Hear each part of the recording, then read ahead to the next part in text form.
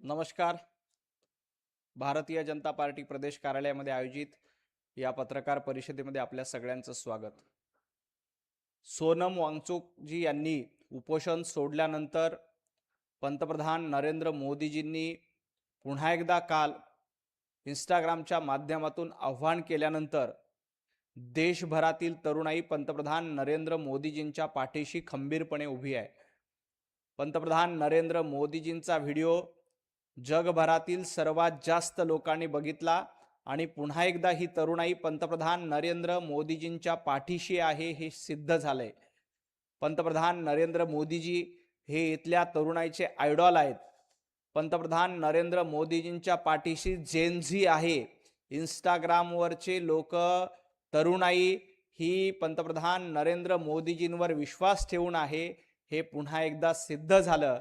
आणि भारत तेरे तुकडे होंगे टुकडे तुकडे गँग या देशामध्ये अराजकता निर्माण करण्याचा प्रयत्न करत होती, त्यांची पोलखोल या निमित्ताने झाली आहे. आपण बघा, जंतर मंतरवर जे काही विद्यार्थ्यांच्या नावावर पाखंडीपणा करण्याचा काही लोकांनी प्रयत्न केला होता, विद्यार्थ्यांच्या खांद्यावर बंदुका ठेवून 370 कलमला विरोध करायचं, विद्यार्थ्यांच्या खांद्यावर बंदूक ठेवून देशविरोधी भूमिका घ्यायची, विद्यार्थ्यांच्या खांद्यावर बंदूक ठेवून प्रेमानंद महाराज पाखंडी आहेत म्हणून त्यांना शिव्या द्यायच्या, असे प्रकार जंतर मंतरवर करण्यात आले. परंतु देशातील जनता आणि देशाच्या तरुणाईला लक्षात आलं की आपला गैरवापर होतो आणि त्यानंतर सोनमजी वांगचुक यांनी देखील आपलं उपोषण मागे घेतलं. पंतप्रधान नरेंद्र मोदीजींनी 2 व्हिडिओ केले आणि ज्याला तरुणाईचा उत्स्फूर्त प्रतिसाद मिळतोय.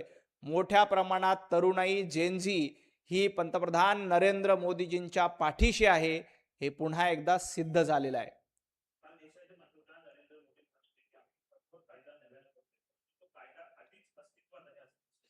संजय राऊत, तुम्हाला प्रत्येक गोष्टीमध्ये अपयश शोधायचं एवढंच माहिती आहे. पेपर फुटल्यानंतर सगळ्यांना अटक करण्याचं काम केलं, परंतु आत्ताच्या कायद्यामध्ये दंडाची आकारणी नव्हती, आत्ताच्या कायद्यामध्ये जास्त शिक्षेची तरतूद नव्हती, म्हणून सरकार त्याच्यामध्ये सुधारणा करते. एखादी गोष्ट चुकीची झाली तर त्याच्यामध्ये सुधारणा करणं चुकीचं आहे का? तुमच्यासारखं रेटून नेणं, दामटून नेणं हे आमचं काम नाहीये. एखादी गोष्ट चुकीची असेल, कायद्यामध्ये सुधारणा करायची गरज असेल तर त्यासाठी पावलं टाकणारी भारतीय जनता पार्टी आहे आणि पंतप्रधान नरेंद्र मोदीजी आहे. जर पेपर फुटीच्या कायद्यामध्ये सुधारणा करण्यास सरकार तयार आहे तर संजय राऊत, तुमचा पोटशूळ का उठलाय? तुम्हाला त्याचा पश्चाताप का होतोय? तुम्हाला त्याचं दुःख काय होतंय? कारण तुमचा अजेंडा हा पेपर फुटीला शिक्षा झाली पाहिजे हा नाहीच आहे. तुमचा अजेंडा भारतामध्ये अराजकता पसरली पाहिजे हा आहे. तुमचा अजेंडा देशविरोधी भूमिका घेण्याचा आहे. तुमचा अजेंडा हे सरकार पाडण्याचा अजेंडा आहे. त्यामुळे तुमचा अजेंडा पेपर फुटीबद्दल कारवाई झाली पाहिजे, पेपर फुटीबद्दल अटक झाली पाहिजे हा नाही. त्यामुळं कायदा करू म्हटल्यानंतर लगेच संजय राऊत त्याबद्दल नाक मुरडायला लागतात, कारण तुमचा अजेंडा लक्षात येतोय. परंतु देशातल्या तरुणाईला माहिती आहे, देशातल्या जनतेला माहिती आहे की तुमचा अजेंडा काय आहे तो या लोकांनी बघितलाय. कुणाचा चेहरा सुजलाय आणि कुणाचा कुठला भाग सुजलाय हे जनतेला माहिती आहे. विधानसभेच्या निवडणुकीला जनतेनं तुमचं काय सुचवलं होतं संजय राऊत एकदा बघा, अजून सूज उतरली नाही. गेला बाजार मुंबई महापालिकेच्या निवडणुकीमध्ये जनतेने तुमची कशी कशी काय काय भाग सुचवला होता तोही बघा, अजून उतरलेला नाही. विनाकारण पंतप्रधान नरेंद्र मोदीजींवर टीका करू नका. जनता सगळी बघते. आणि संजय राऊत, भांडूपमध्ये तुम्हाला नगरसेवक निवडून आणता आला नाही. तिथं तुमचा उमेदवार, भांडूपच्या लोकांनी तुमचा उमेदवार पाडलाय, तिथं तुमची किती सुजली ते बघा आणि मग नंतर पंतप्रधान नरेंद्र मोदीजींबद्दल बोला. पंतप्रधान नरेंद्र मोदीजी हे तरुणांचे नेते आहेत. तुमची कुठे कुठे कशी कशी सुजली, तुमच्या पक्षाची काय अवस्था झाली, भांडूपमध्ये आपली काय स्थिती आहे, त्याचा थोडं आत्मपरीक्षण करा, आत्मचिंतन करा आणि मग पंतप्रधान नरेंद्र मोदीजींना सल्ले द्या. पंतप्रधान नरेंद्र मोदीजींच्या पाठीशी 140 कोटी जनता आहे आणि 140 कोटी जनतेचे आशीर्वाद, इथल्या जेनझीचा पाठिंबा हे पंतप्रधान नरेंद्र मोदीजींना आहे, तुम्हाला नाही. इंस्टाग्राम कोणी वापरायचं हे इथले आपापले नेते बघतील, परंतु संजय राऊत, तुमचं इंस्टाग्राम हॅक झालंय, तुमचा पक्ष हॅक झालाय, तुम्ही हिंदुत्व सोडलंय, तुम्ही बाळासाहेब ठाकरेंचे विचार सोडलेत आणि तुम्ही जनतेला देखील सोडलंय, शिवसैनिकांना देखील सोडलंय. ते बघा, तुमचा अख्खा पक्ष हॅक झालाय, तुमच्या अख्ख्या पक्षाचा पासवर्ड बदललाय. तुमच्या पक्षाचा पासवर्ड आधी हिंदुत्व होता, आता तुमच्या पक्षाचा पासवर्ड औरंगजेब फॅन क्लब झालाय. त्याच्याकडे लक्ष द्या. पंतप्रधान नरेंद्र मोदीजी इंस्टाग्राम चालवायला सक्षम आहेत. अमित भाई अर्धशिक्षित आहेत का पूर्ण शिक्षित आहेत हे देशातल्या जनतेला माहीत आहे. त्यांना 3 वेळेला निवडून दिलेलं आहे. देशाचे गृहमंत्री आहेत. 370 हटवण्याचं काम अमित भाईंनीच केलंय. तुमच्या अख्ख्या खानदानाला जे जमलं नसतं संजय राऊत, ते अमित भाईंनी एका दिवसामध्ये 370 कदम हटून बघितलंय. काश्मीरमध्ये दगडफेक करणारे लोक होते काँग्रेसच्या काळामध्ये. आज काश्मीरमध्ये पर्यटक आले होते. तुम्ही देखील 2 महिन्यापूर्वी काश्मीरमध्ये जाऊन आनंद घेतला, श्रीनगरमध्ये जाऊन नंदनवन असा श्रीनगरचा उल्लेख केला होता. त्यामुळं आपल्या पक्षाचा बदललेला पासवर्ड बघा. इंस्टाग्राम चालवायला, सोशल मीडिया चालवायला आणि देश चालवायला अमित भाई, पंतप्रधान नरेंद्र मोदीजी आणि महाराष्ट्र चालवायला देवाभाऊ सक्षम आहेत. आधी आपल्या पक्षाचं वाजलेलं दुकान, बंद झालेलं दुकान, त्याच्याकडे लक्ष द्या.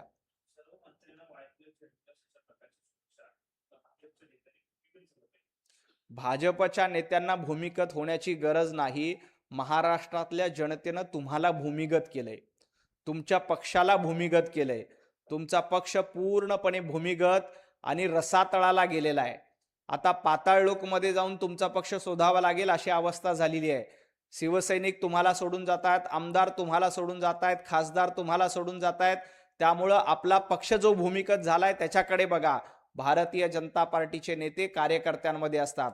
देवेंद्रजी फडणवीस आज पंढरपुरामध्ये विठ्ठलरायाचं दर्शन घेतलं, विठुरायाचे आशीर्वाद घेतले आणि पुन्हा एकदा महाराष्ट्राच्या हितासाठी कामाला लागले.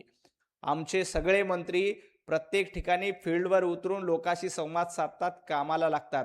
तुमच्यासारखं घरात बसणारे, मातोश्रीमध्ये बसणारे आमचे मंत्री नाही आहेत. तुम्ही मातोश्रीमध्ये बसतायत म्हणून तुमचा पक्ष भूमिगत झालाय. त्यामुळे भारतीय जनता पार्टीचे कुठलेही नेते भूमिगत झाले नाही. आणि सेक्युरिटी वगैरे, संजय राऊत, आम्ही 60 वर्ष विरोधात होते तेव्हा आम्ही कुणाला घाबरलो नाही. आता तर तुम्हाला घाबरायचा प्रश्नच येत नाही. संजय राऊत हे राहुल गांधींचा अजेंडा चालवत आहेत. त्यांना माहिती आहे की हे आंदोलन राहुल गांधींच्या पाठीशी नेऊन उभं करायचंय. संजय राऊतांना या आंदोलनाशी काहीही देणं घेणं नाही. राहुल गांधी या देशाचे पंतप्रधान झाले पाहिजे. राहुल गांधींचं रिलॉन्चिंग या आंदोलनाच्या माध्यमातून झालं पाहिजे. म्हणून राहुल गांधींना अटक झाली, राहुल गांधींमुळे हे आंदोलन उभं आहे, संजय राऊतांमुळे हे आंदोलन उभं आहे, अशा पद्धतीची कॅसेट वाजवण्याचा प्रयत्न संजय राऊत करतायत. परंतु मी पुन्हा एकदा सांगतो, हे आंदोलन विद्यार्थ्यांसाठी नाहीये. विद्यार्थ्यांच्या खांद्यावर बंदूक ठेवून राहुल गांधींना रिलॉन्च करायचंय, विद्यार्थ्यांच्या खांद्यावर बंदूक ठेवून अमित ठाकरेंना रिलॉन्च करायचंय, विद्यार्थ्यांच्या खांद्यावर बंदूक ठेवून आदित्य ठाकरेंचं नेतृत्व सिद्ध करायचंय. त्यामुळे उभाटा गटाच्या, मनसेच्या पक्षाचा अजेंडा ठरलेला आहे. अमित ठाकरे, आदित्य ठाकरेंचं करिअर सेट करण्यासाठी हे आंदोलन आहे आणि याच्या पलीकडे या विद्यार्थ्यांच्या करिअरशी यांना काहीही देणं घेणं नाही. नीटच्या परीक्षेशी यांना काहीही देणं घेणं नाही. जर असंच विद्यार्थ्यांच्या परीक्षेची देणं घेणं असतं तर पंजाबमध्ये देखील पेपर फुटी झालीये. पंजाबमध्ये आम आदमी पार्टीचं सरकार आहे, तिथं पेपर फुटलाय. आदित्य ठाकरे, अमित ठाकरे, संजय राऊत, उद्धवजी ठाकरे, राज ठाकरे हे पंजाबमधल्या मंत्र्यांचा राजीनामा मागणार आहेत का? नाही मागणार, कारण तिथं आम आदमी पार्टीचं सरकार आहे. त्यामुळे यांचा झेंडा कुठला नसला तरी अजेंडा स्पष्ट आहे. आदित्य ठाकरे, अमित ठाकरे, राहुल गांधी यांचं करिअर सेट करणं एवढाच अजेंडा आहे. काल काही मनसेचे भाडेके टट्टू, मराठीमध्ये भाटक गदर्भ त्याला म्हणतात, ते माझ्या सोसायटीच्या बाहेर येऊन घोषणाबाजी करून आंदोलन करून गेले. परंतु त्यांना एकच सांगायचंय, नवनाथ बन हा तुमच्या अशा पळपुट्या आंदोलनामुळे घाबरून जाणारा नाही. माझे आजोबा स्वातंत्र्य सैनिक होते. रजाकारांच्या विरोधामध्ये गोळ्या झेलणाऱ्यांचं हे रक्त आहे. निजामांच्या विरोधात लढणाऱ्या स्वातंत्र्य सैनिकांचा मी नातू आहे. त्यामुळं तुमच्यासारख्या असल्या आंदोलकांना मी घाबरणारा नाही. तुम्ही येऊन कितीही घोषणाबाजी केली, आरडाओरडा केला, माझ्या सोसायटीच्या खाली येऊन आंदोलन करण्याचा प्रयत्न केला, तरी हे स्वातंत्र्य सैनिकाचं रक्त माझ्यामध्ये आहे. त्यामुळं मी तुमच्या असल्या भाटक गदर्भांना अजिबात घाबरणारा नाही. अमित ठाकरेंना एकच सांगायचं आहे की असे आंदोलक पाठवून काहीही होणार नाही. त्यामुळं तुम्ही तुमचं राजकीय करिअर सेट करण्यासाठी विद्यार्थ्यांचा कसा गैरवापर करता हे महाराष्ट्र बघतोय. तुमच्यासारख्या काही मनसैनिकांच्या धमक्यांना आम्ही भीक घालत नाही, कारण आम्ही घाबरणारे किंवा पळपुटे नाही, लढा देणारे आहोत. रझाकारांशी लढा दिला होता, निजामांशी लढा दिला होता. निजामांना घाबरलो नाही, रझाकारांना घाबरलो नाही, त्यांच्या बंदुकीच्या गोळ्यांना घाबरलो नाही. तुमच्यासारख्या घोषणाबाजींना घाबरणारे आम्ही नाहीत, हे मनसेनं पुन्हा एकदा लक्षात ठेवावं.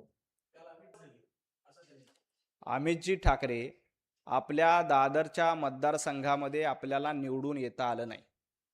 त्यामुळं आधी आपण आपल्या मतदारसंघाचा बांधणी करावी.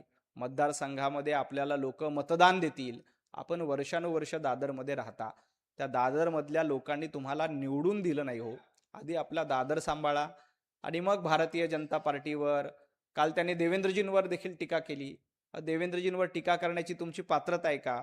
पु ल देशपांडे म्हणाले होते की आपण कोण, आपला रुतबा काय, आपलं अस्तित्व काय, आपण कुणावर बोलताय? आपल्याला दादरमधली एक साधी विधानसभेची निवडणूक जिंकता आली नाही. नगर महापालिकेच्या निवडणुकीला देखील तुम्ही उभं राहिला असता तर तुमची तीच अवस्था झाली होती. त्यामुळं आधी आपलं दादर सांभाळा.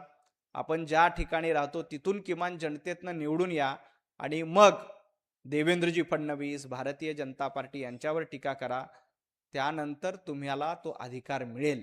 त्यामुळं आधी मतदारसंघ मनसेने आणि अमित ठाकरेंनी बांधावा.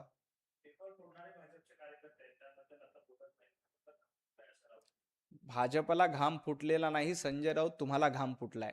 कारण तुम्हाला माहिती आहे की महाराष्ट्रामध्ये तुमचं डिपॉझिट जप्त झालंय. आता महाराष्ट्रात अस्थिरता निर्माण करायची, कुठली तरी आंदोलनं काढायची आणि लोकांची सहानुभूती मिळवण्याचा हा प्रयत्न आहे. परंतु एक लक्षात घ्या, ज्यांनी पेपर फोडलाय त्यांना अटक केली आहे. ज्यांना पेपर फोडण्याचा प्रयत्न केलाय अशा सूत्रधारांना देखील पकडलंय. अमित देशमुख यांच्या संबंधित मोठेगावकरला अटक केली. संजय राऊत, तुमच्यामध्ये हिंमत नाही झाली अमित देशमुखांना प्रश्न विचारायची. तुमच्यामध्ये हिंमत नाही झाली पंजाब सरकारमध्ये पेपर फुटल्यानंतर अरविंद केजरीवालला प्रश्न विचारायची.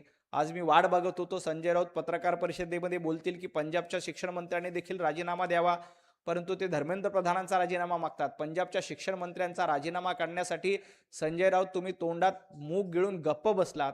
हा महाराष्ट्र बघतोय. तुमची ही नौटंकी आहे.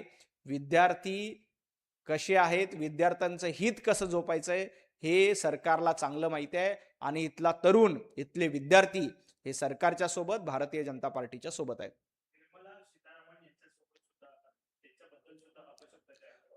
देशाच्या अर्थमंत्री असलेल्या निर्मलाजी सीतारामन याच्याबद्दल संजय राऊत अतिशय वाईट शब्द वापरतात. एका महिला अर्थमंत्र्याबद्दल संजय राऊत अशा पद्धतीचे शब्द वापरतायत. संजय राऊत, तुम्हाला लाज वाटली पाहिजे. खरं तर महिलांचा सन्मान आणि संजय राऊत यांचा काहीही संबंध नाही. याआधी देखील स्वप्नाताईंना कशा पद्धतीने शिवीगाळ दिली होती हे आपण महाराष्ट्राने बघितलंय. आज देखील संजय राऊत यांनी देशाच्या अर्थमंत्री असलेल्या महिलेला अतिशय वाईट भाषेमध्ये शिवीगाळ करतायत. संजय राऊत, महिलांचा अपमान तुम्ही करतायत. लाडक्या बहिणींचा अपमान केला, आता अर्थमंत्र्यांचा अपमान केला, स्वप्नाताई पाटकरांना शिवीगाळ केली. महाराष्ट्रातल्या लाडक्या बहिणी आणि देशातल्या महिला बघतायत की तुम्ही अशा पद्धतीनं महिलांचा अपमान करणार असाल तर महिला तुम्हाला धडा शिकवल्याशिवाय राहणार नाहीत.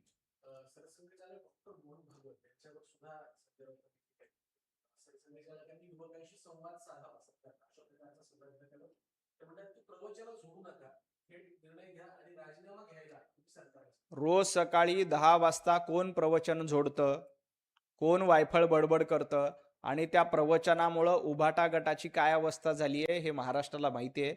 मोहनजी भागवतांवर बोलण्याची पात्रता संजय राऊतांची नाही. संजय राऊत, तुम्ही काँग्रेसच्या नादाला लागून जमलेल्या माझ्या तमाम हिंदू बांधवांनो म्हणायचं बंद केलं. त्यामुळे तुम्ही मोहनजी भागवतांवर बोलू नये. संघ काय आहे हे देशाला माहिती आहे. संघाबद्दल किती तरुणाई कशी सोबत आहे हे देशाला माहिती आहे. आणि तरुणाई पूर्णपणे मोदीजींच्या पाठीशी आहे, संघाच्या पाठीशी आहे. तुमच्यासारख्या लोकांच्या पाठीशी ती नाही. त्यामुळं तुमचा तिळपापड होतोय. उद्धव ठाकरे काल म्हणते की तुमच्या हातामध्ये काट्या बंदूक असतील तर आमच्या हातामध्ये तिरंगा आहे. तुमच्या हातामध्ये ना तिरंगा राहिलाय ना तुमच्या हातामध्ये भगवा राहिलाय. तुमच्या हातामध्ये आता हिरवा झेंडा येलाय. कारण तुम्ही काँग्रेसच्या नादी लागून हिरव्या झेंड्याच्या नादी लागलाय. त्यामुळे तुम्ही भगवा सोडून दिला, तिरंगा सोडून दिला. तिरंग्याच्या गप्पा संजय राऊत आणि उद्धवजी ठाकरे यांनी करू नये. उद्धवजी ठाकरे, तुम्ही आता औरंगजेबाचा उदो उदो करतायत. तुम्ही मुख्यमंत्री असताना याकूब मेमनच्या कबरीचं सुशोभीकरण केलं होतं. त्यामुळे तुम्ही तिरंग्याच्या तर गप्पा करू नये.